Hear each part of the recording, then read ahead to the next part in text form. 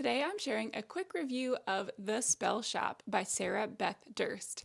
This is the cozy fantasy that I didn't know I needed in my life. I'll admit, I was originally intrigued by the gorgeous cover on this one and the fact that it has purple sprayed edges in the hardcover version that perfectly complement the book cover design.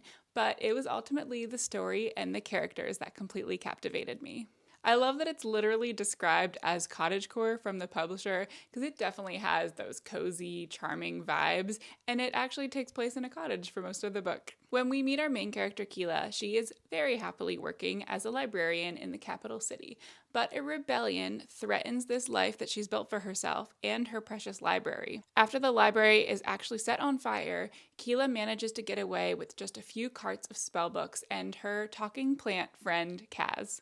She sets sail for the island where she grew up and is hoping that her parents' cottage, which is still there, will provide just a little bit of a respite until she can get back to the life that she knew. But surviving completely on her own is more difficult than she ever imagined, and she's starting to realize that she might never ever be able to return to her library. So she forces herself to interact with her neighbors and the village people, and that includes her overly friendly neighbor, who's also quite handsome. And she realizes she will obviously need some way to make money, so she turns to her spell books for remedies that are designed to help the townspeople with some of their smaller magical problems.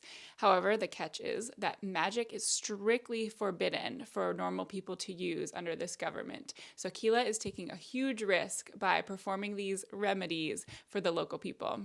But everything is going surprisingly well, and the townspeople are so grateful for this magic that was so desperately needed on the island to help them stay alive and help their magical creatures stay alive. Until a woman washes up on shore who detects that magic has been used and threatens everything that Keela has built. I cannot describe how much this book feels like a warm blanket and a nice cup of tea, like all rolled into one. It has the most delightful characters, from her talking spider plant to the lovely woman who owns the bakery in town to all of the different magical creatures on the island.